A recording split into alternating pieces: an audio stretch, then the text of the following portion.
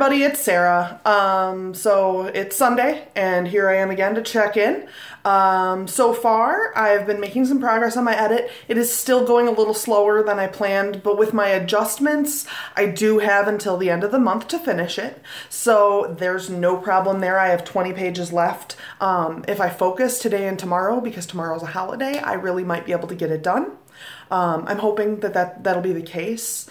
So this last week has been pretty mellow. I've just been trying to edit. It really is trying some days though. It's hard to like focus yourself on editing when you also have your other life going on alongside it. As I'm sure most of you know, I have a day job. Some days I come home and I can just hit it hard and get going. Other days I come home and all I want to do is veg. I have to find a balance between that. I need to figure out how to get myself to work like an hour a night or 2 hours a night, regardless of that urge. I think I just need to put myself on a more strict schedule. The hardest part about that is just making yourself do it. But I haven't sat down and wrote it down. I follow written schedules a lot better than I follow, say, like just a theoretical schedule. Like I should work every 2 hours every night. Yeah, I know that. But that doesn't help the case any when I'm just not doing it. So that's a thing I'm going to start working on. My nose runs constantly. There's nothing I can do to stop it. I'm broken. Anyway, so yeah, I've been working on editing. I'm on page 202 now. So I've made some progress. That leaves me 20 pages left to go. There's 12 pages left of the section I'm actively working on.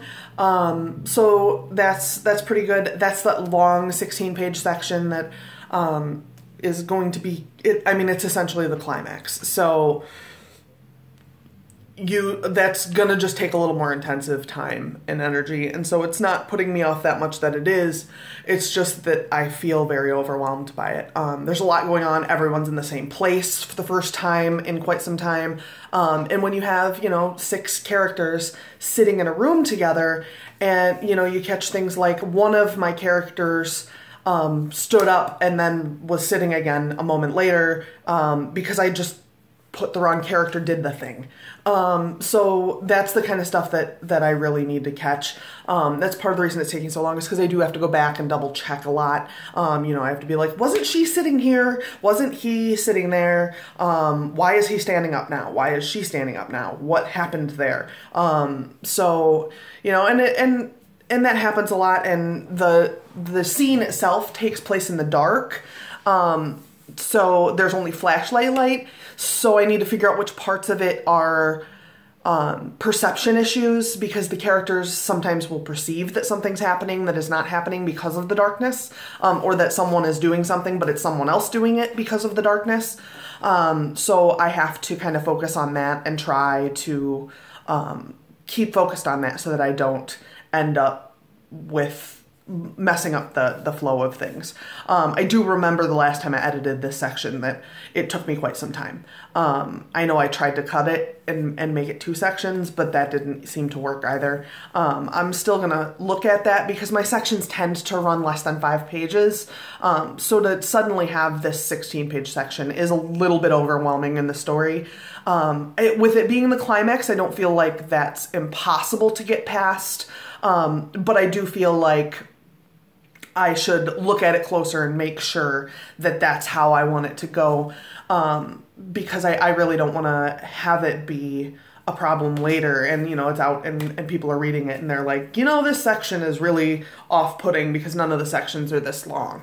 And while, you might not think that would be a thing that would put a reader off, that would probably put me off. I would probably notice that, unless it flowed right. So I just want to make sure that the flow is the more important factor for that situation, and that's fine. I just need to make sure that I don't let the flow problem make me make a choice I wouldn't otherwise make. I certainly don't want to cut it somewhere just because I feel like, well, it's a little long. Well, that doesn't help anyone. I guess we're supposed to get an ice storm this week. It's possible that I won't work Tuesday either, and if that's the case, then I will also try to edit on Tuesday. Hopefully, if Tuesday does get knocked out, I would hope that I can finish it by Tuesday. If I do have to work on Tuesday, I would really like to finish the paper edit by the end of the week so that I have a whole week to put the edits in. But sometimes that takes me like 3 hours and that's it, to put them in. And that goes pretty fast because I'm actively doing stuff. I'm not kind of popping around and spending time deep in thought and trying to decide what's better and all that jazz. So, usually putting the edits in doesn't take terribly long, even though it's, 222 pages, it still doesn't usually give me too much of a problem, which is good because if you shut off your computer and then reopen Word, a lot of times it won't pick up where you left off. And so, you've now deleted 5 paragraphs. You don't know what page you're on because you've also added stuff. And so this page number on the paper shows me I'm on page 85, but I'm actually in the computer on 73. Or I'm on 97. And that's a long range of pages to be looking for a line to match up because you don't always quit, on a section, sometimes you quit in a paragraph because it's dinner time. So, that can sometimes be a little bit difficult, but, usually I can sit down and just do it. And if my husband isn't home and my stepdaughter isn't home, I can usually do a lot more. And it's not because they bother me. It's just because I'm easily distracted when I don't want to do something, and editing is usually my least favorite thing to do. Oh, I was going to talk a little bit about writing specific software. I have in the past used writing specific software, and I know some people are really big on it. Some people use Scrivener, and that's all they'll write in. I use just basic Microsoft Word. I used to use Storyview, which was really nice for following the story, but I found that when I went to print it and stuff, it just got too complicated. It almost tried to help you so much that you had to choose everything for it. It did this parents and this connection thing, the chapter and then under it would be the section, but the section inlaid a little bit. And I just, the way it worked for me was not terribly functional. So I stopped using it. I actually purchased it though. I spent $130 on it when I was 19 or 20. And then I used it for years. I don't even know if it would work on my current computer. It's been probably 3 computers since I used it.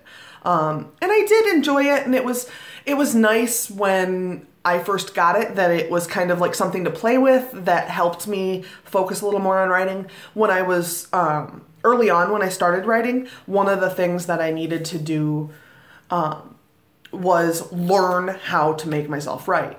And that part isn't much of a problem for me anymore. When I'm writing pretty steadily. But at the time, it was really hard to make myself sit down and write what needed to be written when I needed it to be written. I had a really hard time with the difference between waiting for your muse and just, forcing your muse to show up. Obviously, I don't believe there's a supernatural being that writes my stuff for me. That's pretty strange to me. But you know what I mean. Waiting around for something to occur to you to be a good idea to write is really just failure from the start. And that was a thing I definitely needed to learn.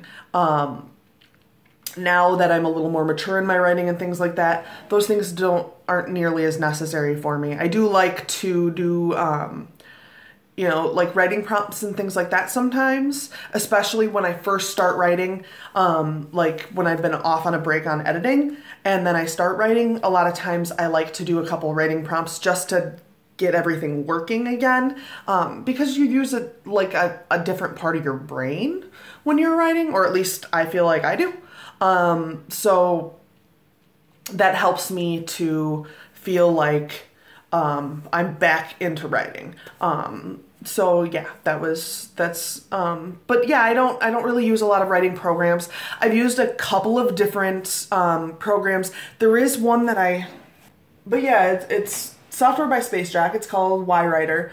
I liked some of the things it did. I used it as an organization tool alongside my word processor to keep track of things, and that did help. But mostly I just use a notebook. I like to keep a notebook of my characters' full names, because sometimes you can forget their last names, and then to go back and try to find them is pretty difficult. I keep their full names. I keep basic description information, like, you know, Chad has red hair. Those kinds of things, because if someone turns blonde in the middle of your book and they had black hair at the beginning, people will notice that. I like to keep like a hand-drawn map, and usually it's just like lines with a street name and then like a circle, like this is Tom's house and this is the shop, and then, you know, it's really, really rudimentary. All it is just so that I can say, you know, they walked down Broad Street and ended up at the coffee shop. There's no way I can mess that up because I have a little map in front of me. I don't put down any specifics. I don't put like, Joan has red flowers in her garden. No, that's ridiculous. But I do keep track of the basic just outline of the town. I did not do that in Hell's Bend initially, and my last edit, I sat down with a notebook alongside me during the edit, and that was actually a lot harder because I had to focus on editing, and at the same time, my brain had to be triggered every time I saw a descriptor. And I got it to work, and it was fine, and I think I have it. This eyeball is bothering me again. It's been a little better, but I think that contact is mad. But yeah, so I went back and did it while I was editing, which then meant that my editing, I had to kind of focus on two different areas at the same time, and that did make things a little more difficult. But all in all, I mean, I have the list now and it's not that serious, so I think I'm pretty good. I don't usually use that software, but I see what it can do for people, and I see why it's important to some people, and I see why they use it. I've never tried Scrivener myself. It looks interesting. I just don't know that I can spend money on something when I know that for me, usually that stuff doesn't work very well.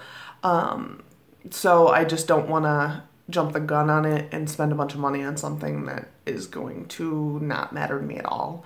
I have used I paid for the Write or Die program a while back. But that doesn't work very well for me for writing anything long. The problem with it is that it doesn't work as a file. It works as chunks. So, you know, I can write for 45 minutes or whatever, and that's great, but then after the 45 minutes I have to copy and paste it into something else, or I have to save it as its own thing and then put them together later. And that's not very functional. And the other thing is that when you do penalties on it, you know, if I space out for a second, I can't have it delete my words. I will lose my shit. I lost a book ages ago to a computer malfunction, and I wasn't okay for quite some time, so I really don't need to, like, do that to myself because I think it's cute or something. And if that works for you, great. It just doesn't work for me at all.